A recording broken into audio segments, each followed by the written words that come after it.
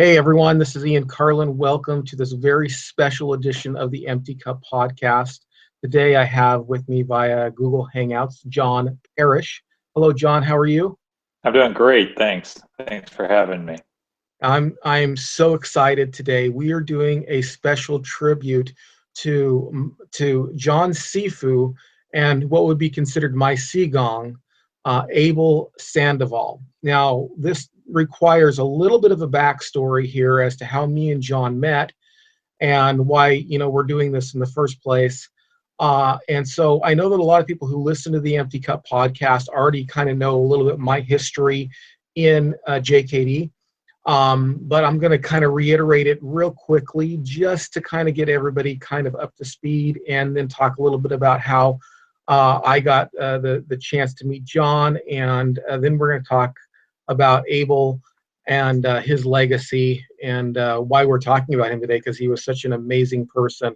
So first off, as many of you know, I got interested in JKD about when the show Dragon came out in '93. I started reading the books, and about '96, '97, I had a chance to meet a person by the name of Troy Mulden, who was an instructor, a Phase 1 instructor under Abel Sandoval. Now, I was clear out in some podunk town in Utah, and so, and we didn't have internet, at the time. It was just so it was very kind of isolated. So what I learned from him, I learned from him. And I talked a little bit about the struggles and his teaching methodologies and stuff that I learned from him, the way I learned from him in other episodes. But basically, he ended up moving, and about the time that things started coming out with the internet and stuff, I decided to look up Abel. I said, all's really Troy left me was he left me his notebook that he had in his class and just the lessons that he taught me. And so I kind of wanted to explore, well, where did he learn from? And so I looked up on Google Abel Sandoval, and I started to connect on Facebook with different people, trying to find groups of people in JKD and saying, hey, you know what?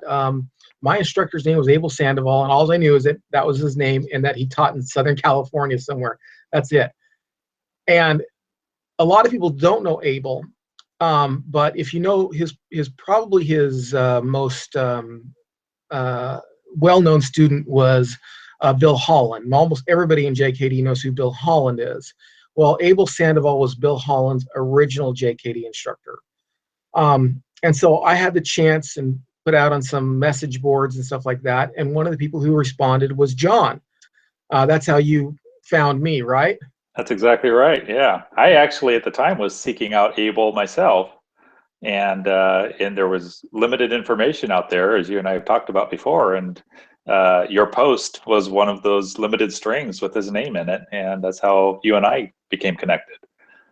Yeah, and let's hope we're going to fix that, because of course this will have his name on it, and let's hope that there'll be a little bit more information about him out there. The reason why I wanted to connect with people like John and anybody else out there who knew Abel or trained with Abel was simply for the fact that I was kind of abandoned as a student. My instructor he taught me sporadically, and then he just ended up leaving, which is something I've shared on previous podcasts. But I was just I want to learn more. I want to learn more about the lineage of Abel Sandoval. And so when I connected with you, John, you actually trained with Abel and got your Phase 1 instructor, right? That's correct. Yeah. Yeah, so we're going to talk today, and this show is going to basically, now, unfortunately, was it in 06 or was it in I can't remember when it was that Abel passed on. Yeah, I think it was, I want to say 2005, but it may have been 2006. Yeah. Okay, it may have been 2005. Yeah, something like that. Unfortunately, I had heard about that through Troy. Troy actually came back into town on 2 different occasions. I got to work out with him and talk with him a little bit. I think it was on the second occasion he told me, yeah, he found out that Abel died. Now, unfortunately, my immediate instructor, Troy, has died as well just this past year, about 6 months ago. So it became even more important to me to kind of connect to people out there from that same lineage, because it is kind of a more obscure lineage. It is a more obscure, like there's not like a ton of people like you would think of, like Danny and Santo or something like that. Now his instructor though has a pretty big lineage, and that was Steve Johnson. That's who Abel learned his JKD from, which you had a chance recently to talk to him as well and get everything verified from, as far back to Bruce Lee as we can get. So it goes Bruce Lee, Steve Johnson was Bruce Lee's immediate instructor, or not, not Bruce Lee, it's the other way around. Bruce Lee was Steve Johnson's immediate instructor. That's what I meant. And then he taught Abel Sandoval, and then Abel Sandoval taught you, right? That's right. That's exactly right. Right. Yeah. So, oh, go ahead. Go ahead if you were going to say something more. No, I'm just following your lead in the conversation. I have so many thoughts flowing through my brain. I'm not sure where to begin with the conversation, but well, let's begin with how you met Abel, and let's just begin there, and then we'll talk a little about his training methods, and the type of teacher he was, and some of the uniqueness that we're celebrating with him today. So how did you meet Abel? How old were you? Yeah, absolutely. So I was young. I think I had just started high school, and as a early teen, I became, even younger than that, as a child, I was just intrigued with martial arts generally. And I'll come back to this, but we didn't have a lot of means when I was coming up. And so I was never able to take martial arts lessons. And my mom remarried when I was about 12 or 13 years old. And my stepdad had martial arts training, primarily karate.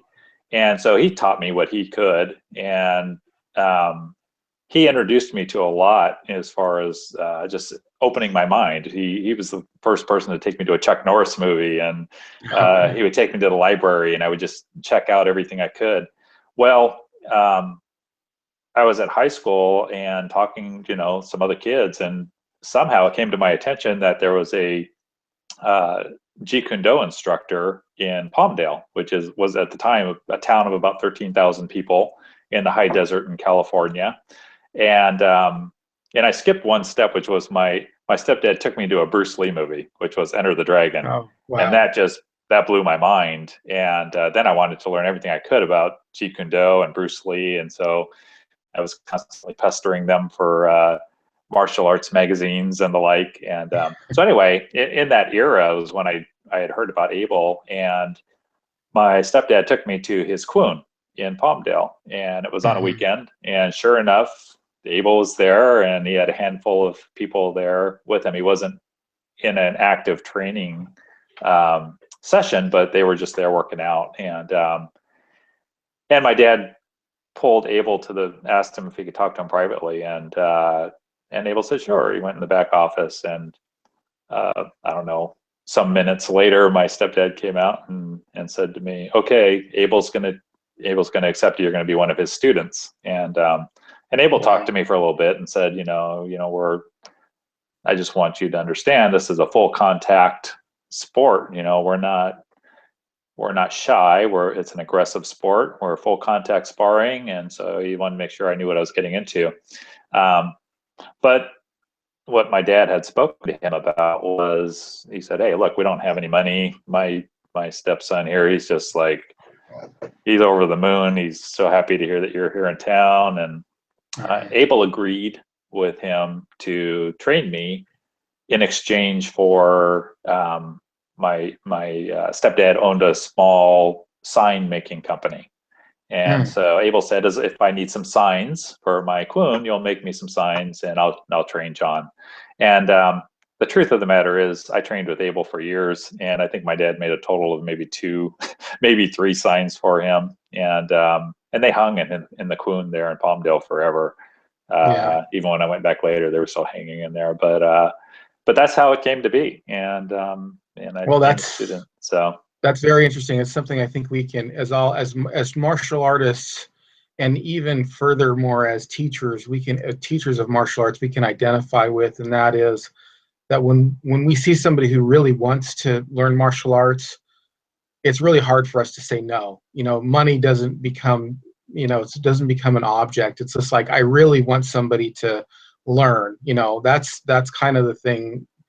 It's kind of the passion that we have, is to pass that on, and I identify with that completely, because I've had so many opportunities myself in my own life where I got to learn, like, almost for free or for trade in many years of martial arts, and then also teaching for free or for trade. I almost never say no. If somebody really wants to know martial arts, I just say, well, what can you do?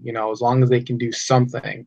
But like my 2 years with Troy Molden were free. I mean, they were free. Now they were sporadic. I told the story before, but basically, Troy, I think it had to do with something religious. I'm not quite sure, but when I met him, I was already doing martial arts, and I was already a black belt in another martial arts system, and I was just, nuts over Dragon, the movie Bruce Lee, had the books, had everything I could possibly get.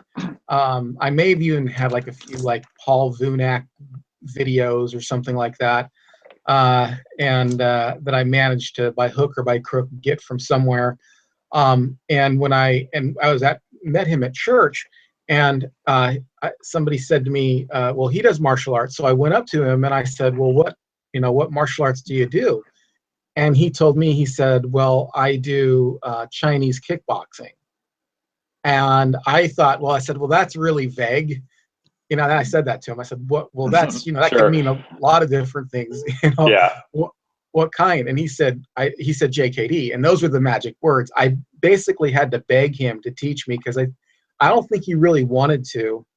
And so, like, for the next like year, maybe year and a half at the most, like, I would have to track him down. He would show me a few things, and then I had like this little group that I was teaching, and then I would take it back to this group, and we would work out. We would work out on all the moves, whether it be like some Sao movements or some takedowns or something like that. And I guess the whole reason I brought this up is he taught me for free.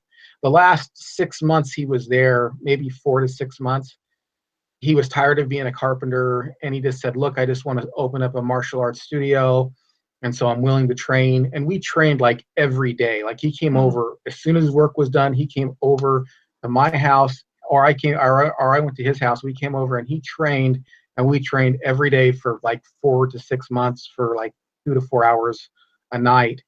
And he never charged me one penny. Never charged me one penny. And I tried to keep that up. I mean, of course, there's sometimes you need money, but it sounds like you were a beneficiary of that as well. Yeah, definitely. And and for me, I just think it's just one aspect. It's one manifestation of Abel's character. I mean, he was just a very generous, humble guy, and martial arts was core to who he was. I truly believe that. I think I think he loved making martial artists, and that was as enjoyable to him as being a martial artist. I truly believe that. And that's your certificate on the back wall right there. Yeah, it is. And it is. And for years I had that certificate pressed in a book, and you know how life goes. There's all kinds of chapters and zigs and zags, and my life is no different. And I always had that book, and it was just some random big book. But just recently I had it framed. I found this really cool frame. So excellent. So now it hangs there. Yeah. Excellent. So tell me a little bit about, so you went through what, and this is a little different, because Abel's version of JKD is a little bit different than everybody else's. And, that could be said of anybody's, but I think really the key is that he did Chinese kickboxing, and JKD was a big part of that. That was like a big part of it. I think that's kind of what we settled on, because he did some stuff that was a little bit different. Yeah. And you went through what he considered to be phase 1, right? Correct. Yeah. And what does it mean to be a graduate of phase 1?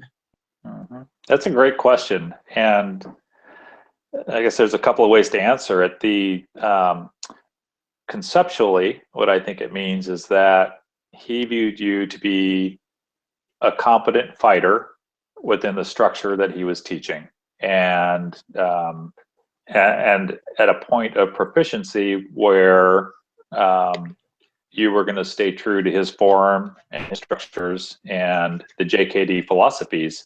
You know, you could, you and I have talked about this before, and Abel was be the first to tell you there are no belts in JKD. He didn't believe in belts. He didn't award belts. But I think he was asked so many times by his students trying to calibrate what a phase one measured up against. And so he made it very clear that a phase one was the equivalent of a black belt in other arts. And so he expected you to be quite proficient. It was a minimum of a year of training and hard training twice a week. Right. And his training style was aggressive and it was hard. I mean, it was a lot of work. And no katas either. It's all just sparring and sparring like material. Ultimately, yes. No katas. It did start out with something that was called the 27 movements, which wasn't intended to be a kata, but it was intended to introduce you to some martial arts concepts and form and structure. And so we did that. That was kind of like one of the first things that you'll see. You probably see reference to that in Troy's notebook. Yeah, yep. And so there was that, but beyond that, there were no katas. It was, if you want to talk about the timeline of that year plus on your journey to become a phase one graduate, he made it clear he expected you to keep that notebook, by the way, that Troy had. Everybody had to have that notebook. And it was something that you had to turn in as part of your phase one testing to show that you had the test, you're taking notes. And but initially it was those, he would teach you the 27 movements. Stances were big. A series of stances, back traditional, I would say more traditional than not, back stance, cat stance, horse stance, but holding them for a very long time, because to be confident in what he was teaching, I think you needed to have very strong and very flexible legs. And so early on it was holding those stances and lots of stretching exercises, lots and lots of stretching, paired stretching. Yeah, I remember that when that was something that Troy would never, as much as Troy kind of advanced me like through different things, he let me work on what I kind of wanted to work on. He never let me get away with not stretching. Every class we did the dynamic active, the dynamic passive, and in the pair stretching. That's what he called them. Where the dynamic active was what you started off with just kind of swinging your legs forward and then to the side, and then the dynamic passive is where you had to hold it out there and then to the front and to the side, and then the team stretching where he would push on me, and you'd say, well, wait, okay, there, and then he'd count to 7, and then he'd push a little further, 8, 9, 10. So you'd go as far as you could go, and then you'd stop, and then you'd count to 10, and then at 7 you pushed a little further, 8, 9, 10. Was that the same ones you did? Yeah, that definitely is. And lots of that. And that's what I pass on to my students too. Every class we do that. I do not let them get away with that without, I don't care if they're already warmed up or not, because I remember Troy's kicks were so fast and powerful, and that he just expected that, and so quick and lightning that it was amazing to fight with him. And I'm sure that you have the same ability and you have the same experience. I would at least say that you definitely need to be flexible and have strong legs to accomplish that. That's for sure. So anyway, and then he started introducing techniques along that journey to phase one. He would get into blocking techniques. You and I have talked about some of the blocking structures that he taught. where you don't see them in other places. Fencing blocks, and he'd get into parries, and then kicks were foundational. I mean, we would go through a series of kicks, you know, a roundhouse, or what JKD calls hook kicks, side kicks, crescent kicks, front kicks, back kicks, you name it. And we would just do kicks repetitively, and you would just be dreading to hear that word one more time. But sure enough, we'd all be there in formation, and he'd say, kick, kick, kick. Right. And I can, you know, some things just stuck with me. And even to this day, when I'm working out and I'm exhausted, I could hear his voice saying, don't impress me when you're fresh, impress me when you're tired. And good one. Yeah, it's so hard to do, right? And so lots and lots of kicks. Then he would teach us, and you know, looking back over it, what he was really doing, I think, was just developing the tools. First he kind of give you the ability to develop the tools. Then he would teach you the tools. Then he would teach you how to apply the tools. And then it got into pretty aggressive sparring, where you would improve your reflexes and your reaction time and your gauge your range and timing and all of that. You know, that is what can't happen until you have that structure first. He was big on form. He was a perfectionist on form. And when we were sparring, you know, later on through the course of training with him, when you get into the sparring, it's not like it's within some disciplined structure. And so if you started to break too far from that structure, he was right there. You could hear him, you know, head form, Yeah. get your elbow out. I want to see your fencing blocks, you know, form, technique. And there was a way he wanted you to close the gap and to measure ranges, and you know, and even within that structure, though, he would allow you to start loosening up. You would start to develop your own personality of it, if you will. Right. But there's a framework, and so that's kind of it. I think that's, you know, that's the journey to become a phase 1 graduate. So about how quickly before before he actually had you sparring, like, was it a month? Was it within a couple weeks? Was it, you know, and it may have been different for depending upon who you are, but like in general, what was your experience? How long were you there before you was like, okay, we're going to start sparring now? So bear in mind, I got my phase 1 when I was, I think I was 16 years old back in 1981. So this is drawing on past memory, but I would say months. And as I would say, probably the best way to answer that was, to my recollection, would be the soonest point at which he felt you had your tools under your belt and some basics on structure that he could work with, so that you weren't learning bad habits. So probably I would say, you know, I think a few months went by, or maybe 3 months would be my best guess. And best estimate. And up to that point was, you know, lots of kicks, lots of, and early on, I think the sparring was different. It was very, you know, he wanted you to start off with some basic fighting stances. It was limited in duration. It was more mix and match. Whereas as you advanced, the duration became longer, and you became better at it. And so, you know, he wasn't having to supervise you as closely to make sure people weren't getting hurt. And that's another thing, is it was full contact, but he expected you to be respectful of each other and exercise control, and you don't want people getting hurt. You know, that wasn't what he was about. But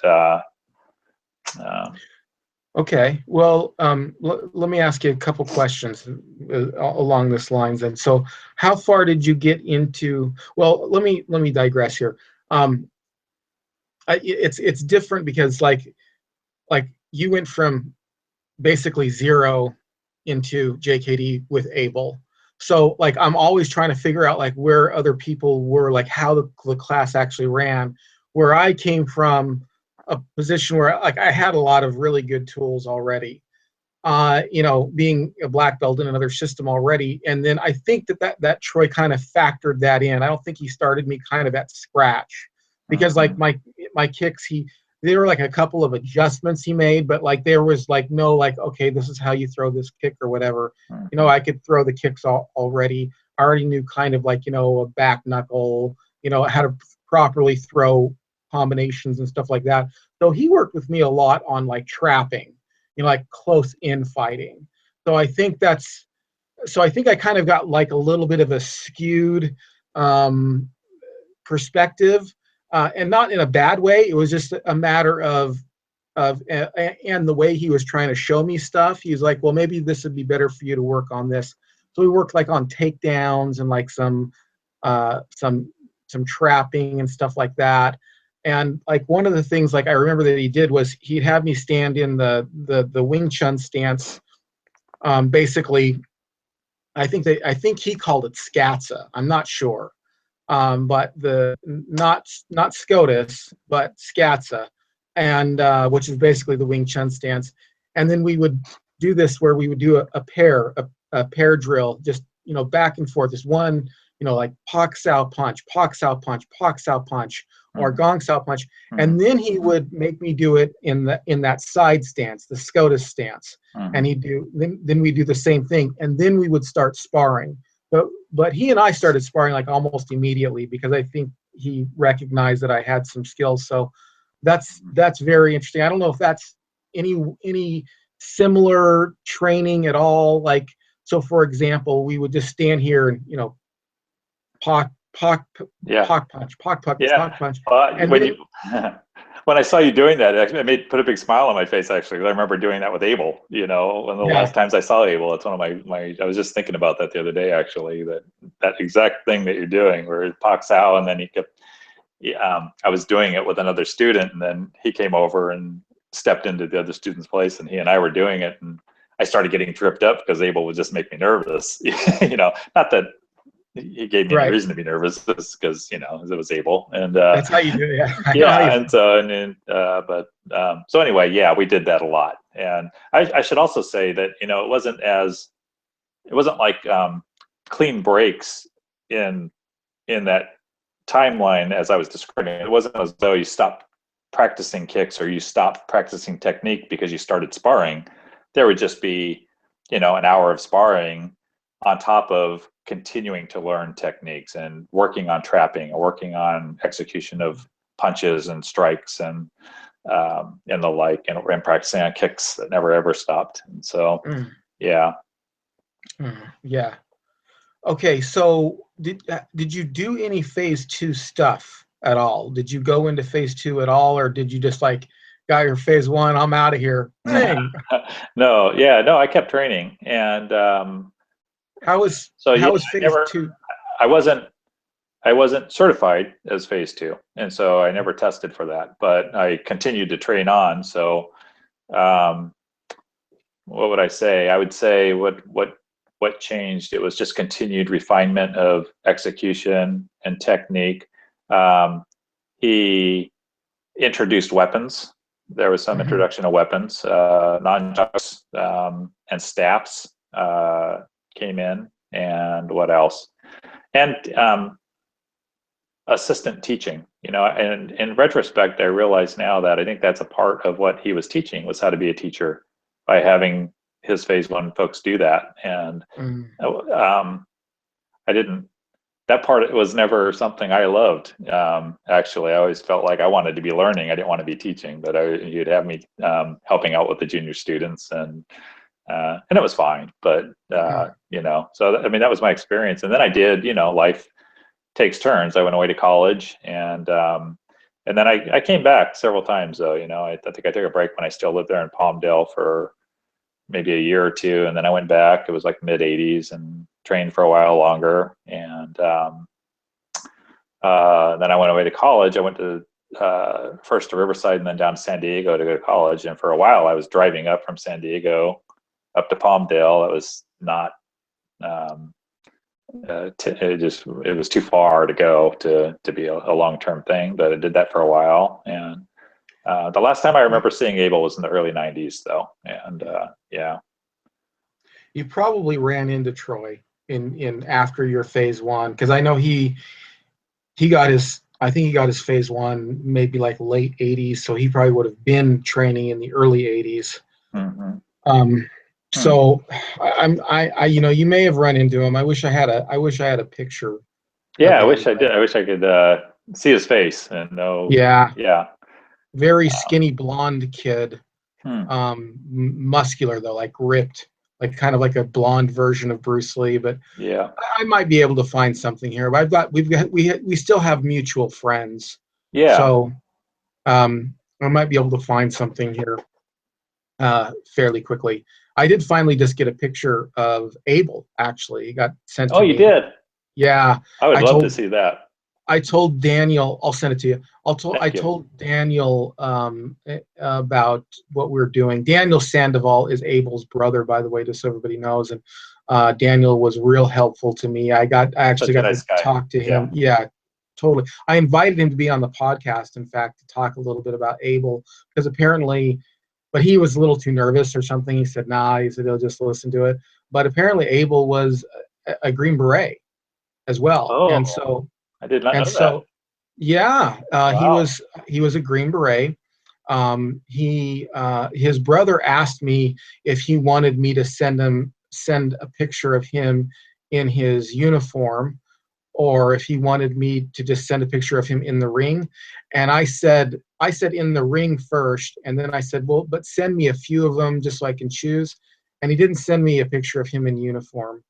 But yeah, Abel I believe a Green Beret. I think he said Army Special Forces, and so I think that's back then, back in the Hmm. 70s, Wow. early 70s. That would have been Green Beret. So yeah, he was a tough dude, and he also told me that Abel refused. Abel died of cancer, and he refused to take any pain killing medication. The whole time he was battling with cancer, he refused to take that. So Yeah. um, that's that's been that would have been tough. But he was a tough guy, from what I understand, from what I've talked to, and I've got to talk to now three people, um, you, Daniel, and another guy who we talked about before, who all Yeah. studied with Abel, and then plus what I learned from Troy. So that had been four people that I got to talk to about Abel. But uh, Troy talked a little bit about his phase two training, and he kind of felt like um,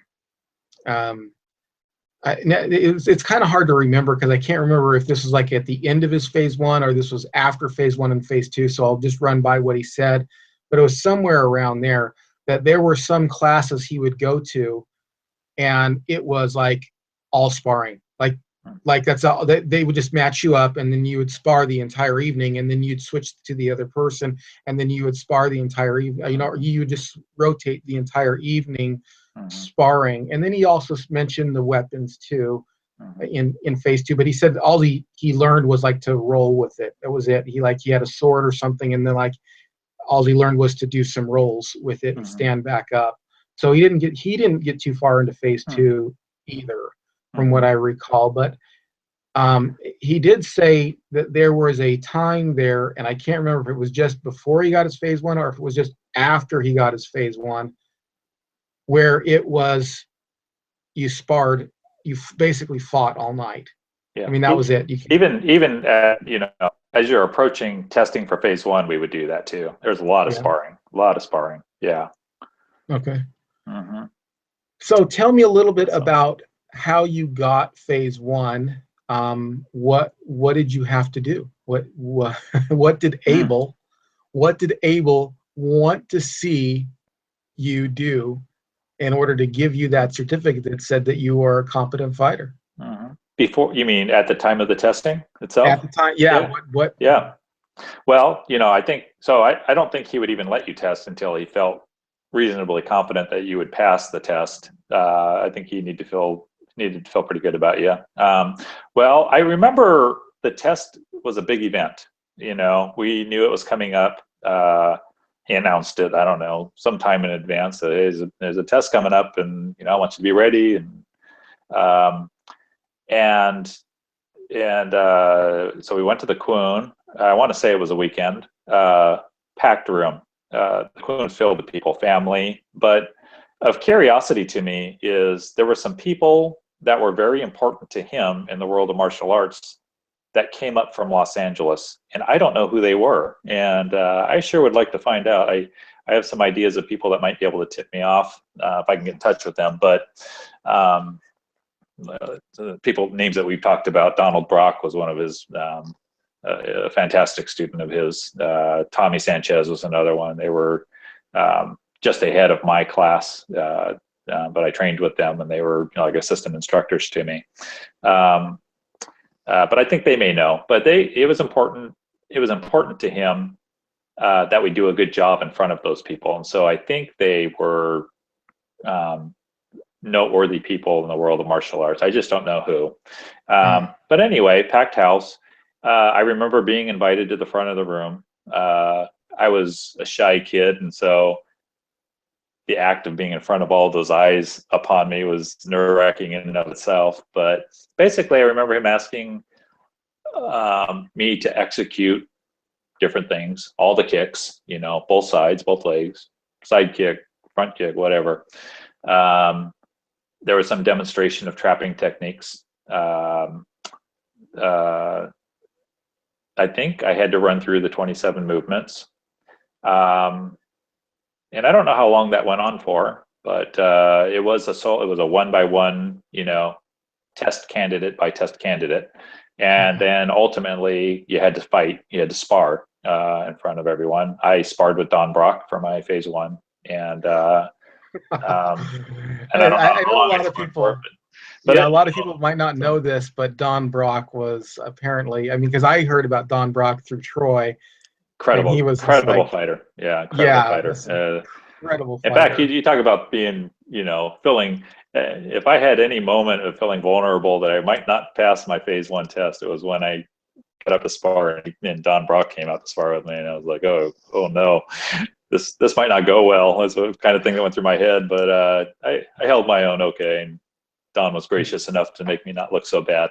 But anyway, I got through it. But that's basically what I remember. I don't know how long. It was a several-hour event from beginning to end with everybody being tested. But I don't know how long I would say my individual test. Maybe 30 minutes of including the sparring time, something like that. Wow. Yeah. And you didn't know that day if you passed or not. I don't remember being told one way or the other. I just remember everybody kind of went home, and then at some point he came in and announced who had passed and gave us our certificates. So now, did they have different classes for beginners, and then like before phase 1 or something like that? I mean, did they have? Yeah. On Tuesdays and Thursdays were the beginner students, the more junior students, and at some point you transitioned over to Monday and Wednesday evenings. And I remember when that happened to me, it was like it was a noteworthy event for me. Oh, I'm in the advanced group now. It was before phase 1, but it was at the point where you were sparring pretty competently and kind of refining your sparring skills. Okay. All right. Interesting. And because I remember Troy, he also said that he taught after either after phase 1 or slightly before phase 1, that he had taught for a while the beginner students. So that would have been interesting to be part of that class. And I feel very, very privileged to be part of this lineage. It's almost like a tight-knit family. It's kind of like, okay, because of well, you had mentioned that I kind of started from ground zero, other than having self-taught myself or the limited stuff that I'd learned from my stepdad in the form of karate. Not that karate is limited, but just what I had learned was limited. And so I had probably developed some bad habits that Abel had to correct out of me. But I think I'd mentioned to you before, but because of that, what was very important to Abel was lineage. He at the time felt there were people out there espousing themselves to be JKD practitioners that were not authentic. They weren't authentic to what he believed to be JKD or to be Kung Fu. And so I bought into that wholesale. You know, when I was young, I first met him when I was like 15, 16 years old, whatever it was. And he, in my notebook, and I had written down, and my notebook got away from me, as you and I have talked about. Yeah. But lineage. He had mentioned Steve Johnson and Richard Bustillo and Steve Golden, a lot of names, and these are the authentics. These are the people. This is the lineage. You're third generation. I learned from Steve, or fourth generation, whatever it is. And that was very important to him. And I took that wholesale, and I was always cautious about taking lessons anywhere else because of that. I just didn't want to deviate from what I had learned from him. And so, you and I have talked about more recently, it's been a bit of a journey for me. It's been a bit eye-opening to see the forms of Jeet Kune Do that are being taught out there, and that I believe are authentic, and I believe came from Sijo Bruce, but in many ways are don't represent all of what Abel had been teaching. Right. So, And that's kind of why I did that, because eventually you get to an era where you have something like YouTube, and you can, and eventually, and of course it was like right after Troy left that I went into Wing Chun Kung Fu for many years. And I remember even some of the stuff that was shown in Wing Chun was called by different names, and then so then you get an error then of YouTube, and things are a little bit different. The side stance was not present. It was more the on guard stance that we were seeing, and I was just like, well, this is kind of weird. Yeah. And now talking to his brother, because his brother said that he learned other forms and he continued to implement them. And really what we got down to is just that what you learned from Abel and what I learned from Troy was really his expression of what he considered JKD. Yeah. It was because JKD is a style, but it's also a philosophy. Yes. And I would say it's more a philosophy than it is a style. Personally speaking, there might be people out there who disagree with me. So his unique ability to integrate all the martial arts that he took, including JKD, but push that forward. And I remember that with Troy specifically, because I remember like doing stuff, and he would be like, "Oh no, don't be afraid to try that. Do that. If you can make it work, go ahead and make it work." Yeah. And I still pass this on to my students. Like I have a student who's really comes from this animal style kung fu, and some of it I'm like, not so good, but I'm like, you know what? If you can make that work, let's pressure test it. Let's get in there and fight it. If you can make that work, then that becomes your own expression of martial arts. And I think this was just Abel's expression that he wanted to pass on to people. Yeah. And I think you're right. And, so you and I have had several offline conversations over the past several months. And so, but filling in from some of those conversations, when you and I met, I hadn't spoken with Abel in quite a while, and I wanted to get in touch with him again, and I was wondering how he was doing. And it was that during that period of time, several months back, that I actually learned Abel had passed away. That was the first of my learning of that, and it was, of course, it hurt, and I was saddened by it.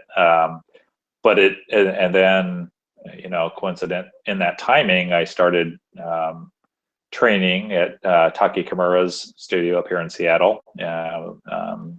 Taki and his son Andy Kimura, and a lot of conceptual similarities, a lot of practical and application similarities, but a lot of differences too. And I started wondering about the lineage, like how did Abel learn these things that were different and that are different from what I'm seeing there, what's different from what I'm seeing online and some of this stuff. And so you and I started reaching out, trying to find some of my old peers, and Don Brock and Tommy Sanchez, and I reached out to a lot of names, and I've just had a hard time connecting with anybody I did connect with one guy that trained with us, Bill Wall. He's doing very well. He lives in Northern California, and he and I have been in touch. But I tried endlessly to get in touch with Sifu Steve Johnson, and I was just about to give up, and I got a hold of an email address, and I just thought, I'm going to try this, and I sent it out, and Steve Johnson responded to me, and most gracious man in the world. And it made me feel like he was happy to hear from me, like I was some long lost friend he'd known his whole life. That's just how he made me feel. And but I had a ton of questions. Did Abel learn what he was teaching directly from Steve? Was that passed down directly from Bruce? Did he have his own style he was implementing? What was it? And so finally, Steve Johnson and I spoke on the phone at length for quite a while, and we talked about Abel. And I have to be honest, I was a little nervous. I was afraid he was going to say Abel who, and that would have been so disappointing for me. And but it wasn't that at all. It was quite the opposite. Steve definitely affirmed and confirmed Abel was his student, one of his better students, one of his best students. He said to me, but also that Abel was his very close friend.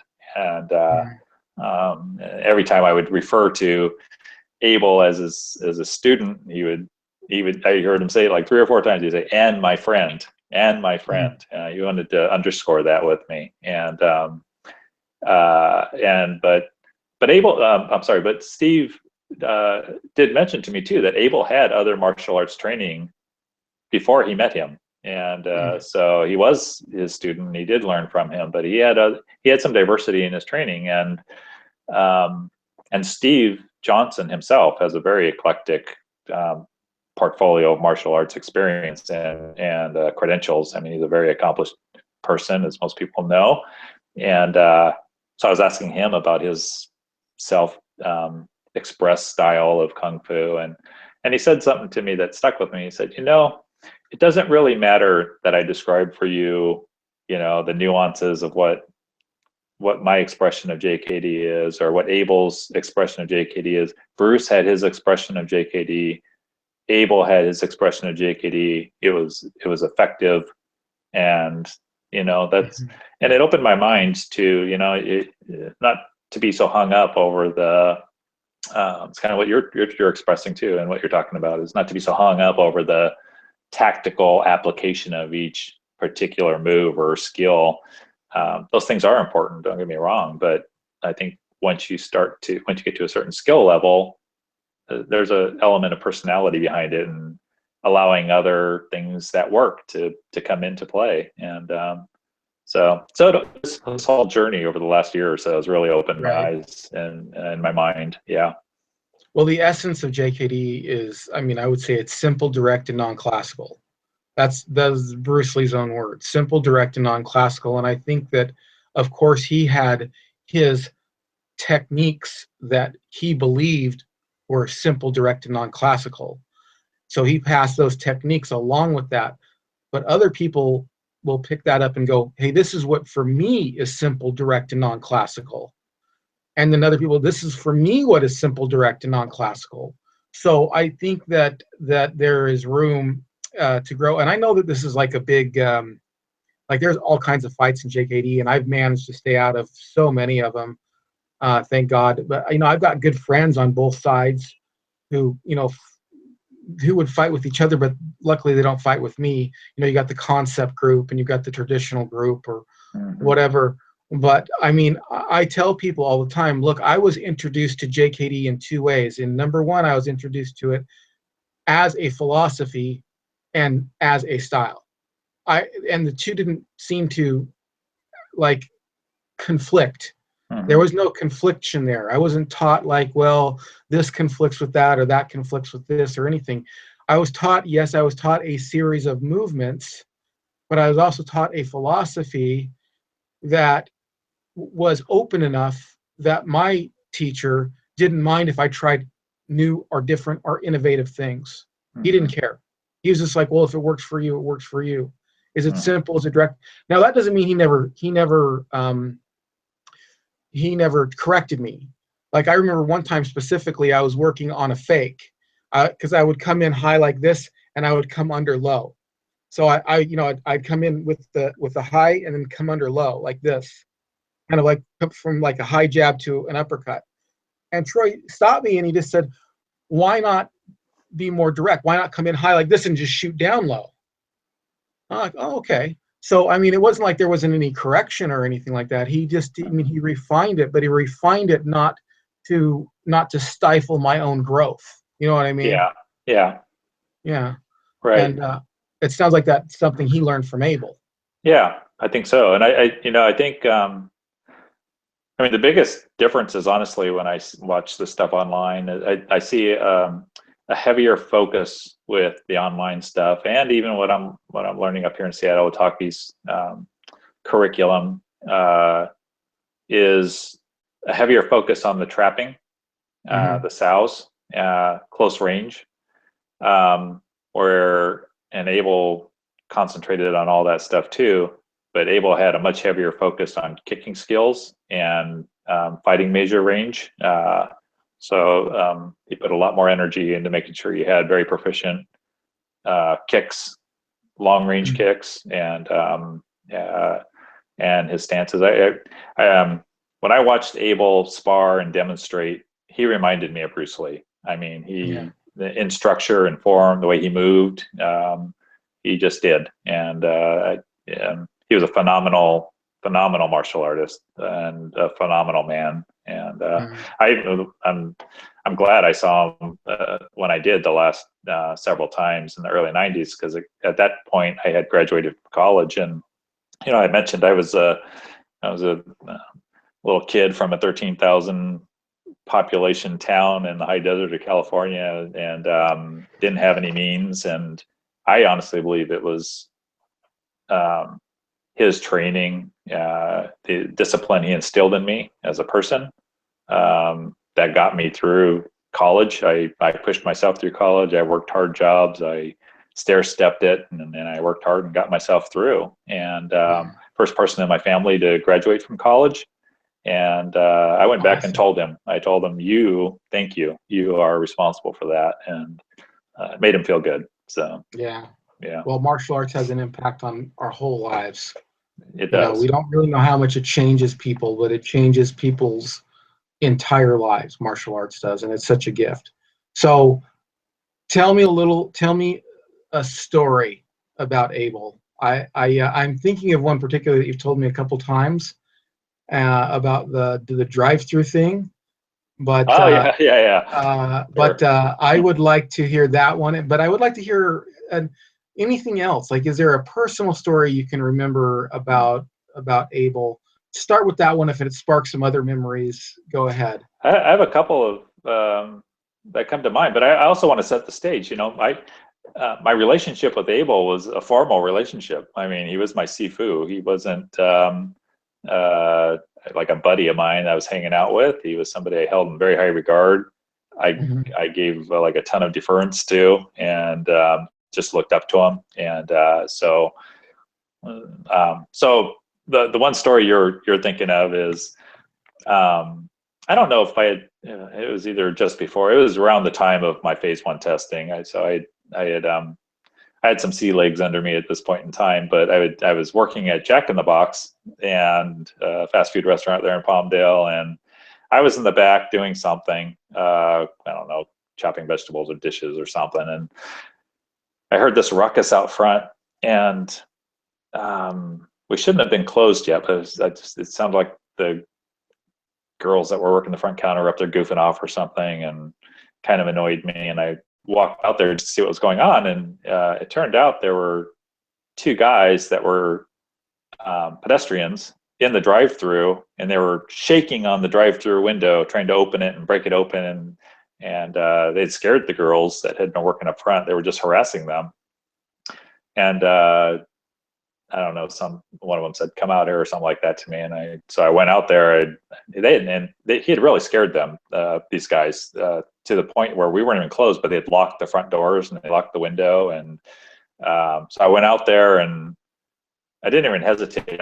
I struck him a couple of times, and he went down. The second guy just backed off. He didn't even try to fight. But I kind of recognized him, and in the moment, I didn't know where I recognized him from. But later, it occurred to me, he was one of the more recent students that was in the junior class that I had been assisted teaching. And so he was one of the new students, the newer students. And so I'm like, wait a second, this guy's he's one of our own. He's behaving like that. And so that night I went over to Abel's house and knocked on his door, and I told him what happened because I wanted him to hear it firsthand from me. And he said, okay. He said, here's what we're going to do. He says, I want you to come to the night of his next class, and you're going to be in my office, and I'm going to have people line up in a ring, and I'm going to call him out. And then I'm going to call you out of the office, and I'm going to let you two spar. And I said, oh, okay. And so fast forward to that evening, sure enough, Abel puts everybody in a circular group. And I don't remember his exact words, but he generally makes reference to the fact that some event had happened on that preceding night. And, he calls the guy out, and then he called me out of the office. But that's where he kind of stopped the show. He actually didn't let us spar, and I think he probably I'm guessing wisdom got the better of him that might not be a smart idea for legal or ethical reasons or whatever. But he did. Tell him he had to leave, and he was never welcome back. So he stopped training him at that point, and he was not allowed back into the Kune. And so that was the one story that I was most directly involved with him. That involved any fighting. Yeah. Troy told me a story one time about that he was trying to demonstrate this technique or whatever. And like he had these two students on either side. He was talking about what to do. Two people after you or whatever. And he said that he put his hands down on the ground, and he kicked the one student away. And then he kind of swung his feet through, almost like a capoeira move from what he described it as. I'm not sure what other styles he studied, but he said that the guy started backing up, so he realized he couldn't kick him high. And so he swung back through and kicked him low, and the guy just fell on the ground, and he just took out two students with kind of like this swinging kick on the in the Kune there. So yeah. Anyway. Yeah, I saw him take down 4 or 5 advanced students. Some of, if not all of whom were phase 1 graduates. And I think what he was trying to demonstrate was fighting from your senses and from intuition rather than always, expecting to see everything that's going to be coming your way. And so he had them behind him, and I remember him even saying, oh, we have to change position because there was a mirror. And he said, I want you to think I'm looking in the mirror. I'm not going to look in the mirror. And within 30 seconds, he had every one of those guys down on the ground. I mean, it was incredible. Yeah. Wow. And he really was that good. I mean, he was very fast, and he had just the ability to get you so tied up so fast you wouldn't even know.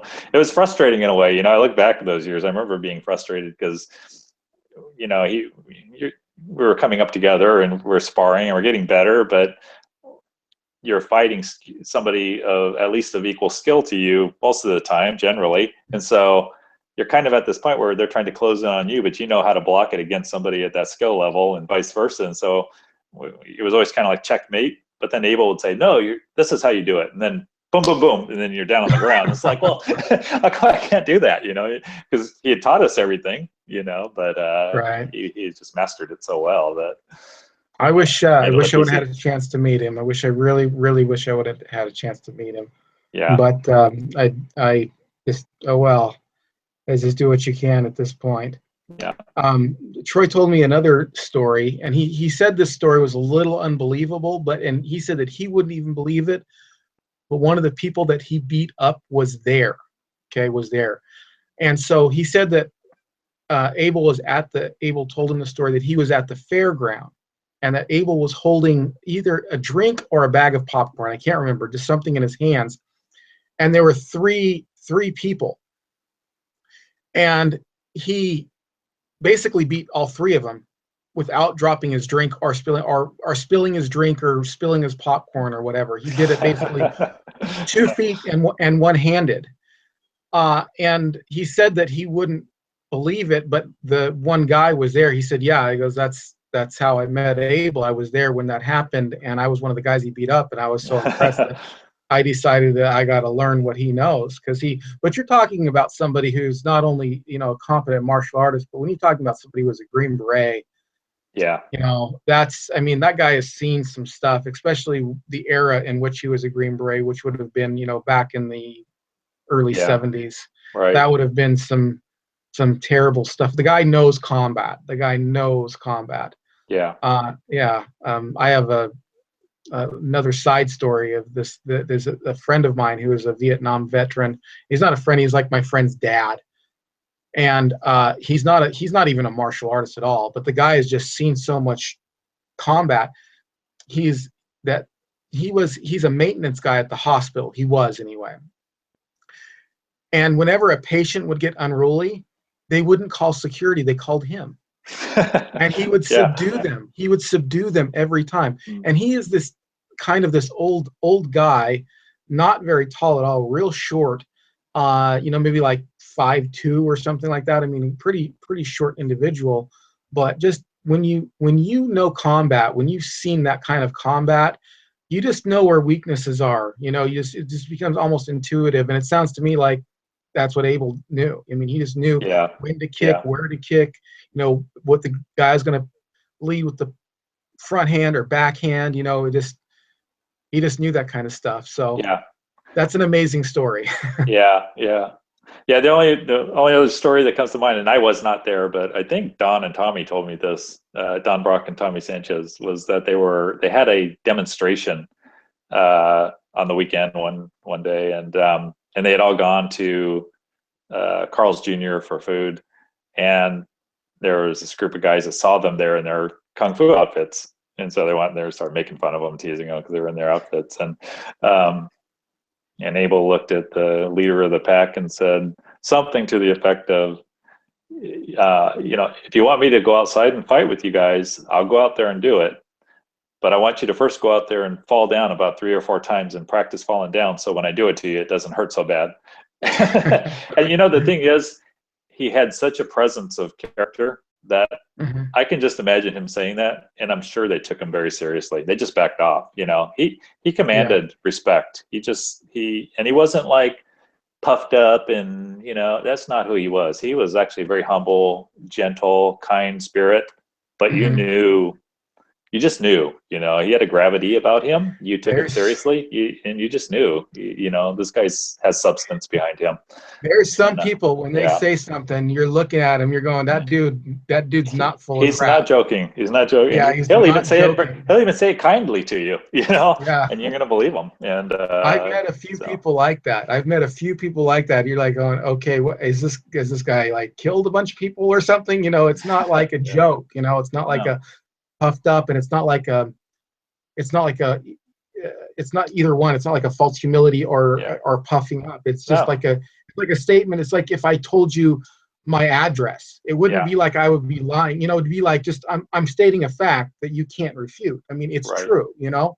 And that sounds like that's what Abel did. It sounds like he's just. But and then just to balance out, I had a school friend, a close friend that I grew up with there in Palmdale. I did not know Abel at all. And later in life, he got married, and he married a nurse. And it turned out Abel's wife was in the hospital for something. As I remember, I think it was his wife, not his mom. But and my friend's wife, the nurse, met Abel, and she came to me and said, "Oh my God, what a perfect gentleman. He was like the nicest guy I've ever met in my life. He was such a gentleman. He was so kind." And he didn't know that she knew me. He was just being himself, and that's just who he was. And awesome. Yeah. So let me ask you this. I know this wasn't really too much of an interview about you. We were more talking about Abel. Yeah. But let me ask you to postulate this for just a second. Given everything you know about Abel and getting your phase one from him, if you were to say that, and I asked this of all my guests, so if you were to say you could pass on 3 training methods or fighting tips, what would those 3 be? Your top 3 Hmm. training methods or fighting tips, either one of Hmm. those. Hmm. What would they Wow. be? Oh, that's good. Let me think. So I'm not just throw out some flippant answer. I'll repeat one thing that Abel instilled in the trainings, and something that Steve Johnson said to me on the phone, which I absolutely agree with, is it doesn't matter what you know. If you're not fit, it will never work. So I Mhm. think being in strong, tip-top physical condition is imperative. It's foundational. And anybody that has sparred knows that, if you're not, then 2 minutes of sparring, you're spent, and Mhm. your technique just goes out the window. And so I would pass that on.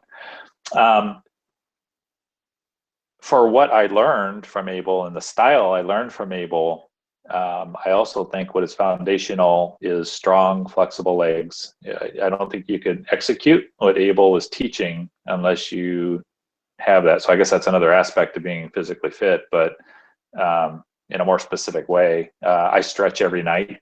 Mhm. Yeah, I still stretch every night. I never stopped. All these years I've been doing push-ups and sit-ups and stretching every single night. It's like brushing my teeth. Um,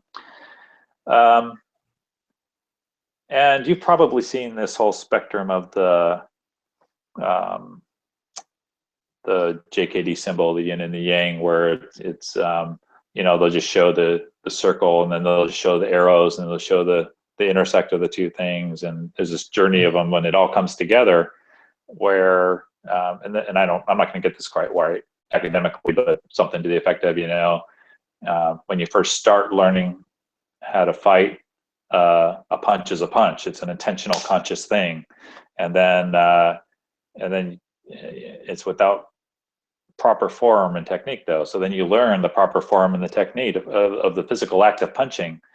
But then at some point you advance beyond that, and it's no longer a punch anymore. It's like Bruce Lee said, I don't punch, it punches for me. It punches on its Right. own, and it becomes reflexive. And I think keeping that in your mind as you learn martial arts, so that you have a bigger idea of what the end goal is important. I think sometimes Abel had a hard time teaching what was in him because it was so second nature to him. It was just second nature. He'd be like, "Of course you're going to do this. You're going to fight off that energy. You're going to do this, and why are Right. you why are you getting all tangled up with that? It's this, and then you would make it look so simple."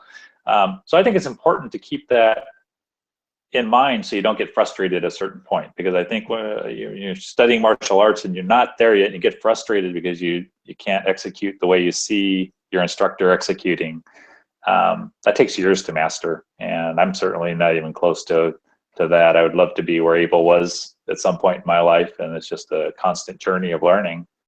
But so I don't know if I answered your question.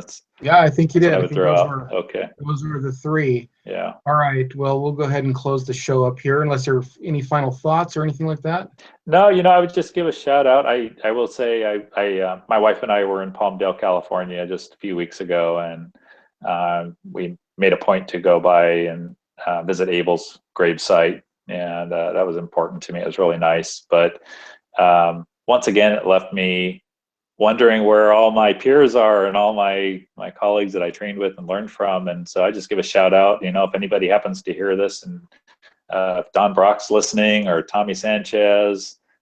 Thankfully, I found Bill Wall. There were several of Abel's students in that era in the early '80s and the mid '80s that I would just love to reconnect with. I had high hopes that when you and I first connected and I first learned of Abel passing away, that maybe I'd get in touch with these guys and we could build some kind of a consortium, meet in different places, 2-3 times a year and have intensive trainings just to Yeah. keep what Abel taught us alive. And because I feel like he taught us something very special and unique. And I'd hate to see that just blown out with the wind. And so, so anybody happens to know those folks, or if any people are listening, I'd love to get in touch with you and talk about that stuff. So, and I will link those names in the show notes so that, like, sometimes people, like, they Google themselves or something like that, you know. And like, if you like look for Don Brock, especially, because those are people, like, you can find their Facebook page and stuff like that, and I've left them messages. But maybe somewhere through the grapevine, people, if anybody out there knows these people, you know, please drop me a message, and I will definitely pass the message back on to you, John. That'd be great. But hopefully this will get a little bit more exposure. But yeah, that's kind of what I've done. Was, you know, I looked it up in Google, Abel Sandoval up on Google first, and there was 2 references. That was it. 2 references, and now one of them's gone, and there's just the one remaining, in which I left a string. And then the other thing that I did was, then I got on Facebook, and I started to join JKD groups on Facebook, and then I would just say, hey, look, you know, my name's Ian, you know, my teacher was Troy, his teacher was Abel Sandoval. Does anybody know who Abel Sandoval is or was? And you know, could you give me any information? And that's how I found his brother. I got to talk to his brother online, and actually, that's from my Facebook pages that I've done that. That was the only person that I found there. Everybody else, the other 2 people that I found, you and another guy that we haven't mentioned yet, but came from that string that we found. So I'll definitely put those names in the show notes, and then that way, if anybody ever looks it up, or, you know, Don Brock sitting in his computer and decides to Google himself, you know, well, what's this? Maybe, you know, maybe he'll get in contact with us. So, but if anybody's out there listening, you know, let me know. Let love me to hear know, from and you. I'll let them know. All right, so John, if you don't mind, stay with me here. I'm going to go ahead and close out the program, but I want to talk to you just a little bit off the air. You bet. Hey everybody, thanks for joining me on the Empty Cup podcast. If you liked what you heard, you know what to do. Go ahead and give us a 5-star rating in iTunes or Stitcher Radio or Google Play, wherever you heard this. We're on all kinds of platforms. And also follow us on Facebook / The Empty Cup Podcast, and at Twitter at Empty Cup Podcast. And if you're very brave, you can go to my YouTube channel, Ronan JKD. That's Ronan JKD. And that's where you'll be able to see this interview, not just hear it, but see the interview. And also you'll be able to see my fight tips on there, and, you know, the things that I kind of study and some of my ideas. I just did a vlog. Some of the ideas that I talk about that don't quite make it onto the program, that are kind of like unrelated. Like, I just did a vlog on Krav Maga and my thoughts of Krav Maga after spending a month in training in Krav. So go over to Ronan JKD and subscribe. And if you really, really love us, you can share this on your favorite social media. That helps get the word out, and I would really like the word to get out about this program. So thank you so much, everybody, and until we meet again, keep your gloves up.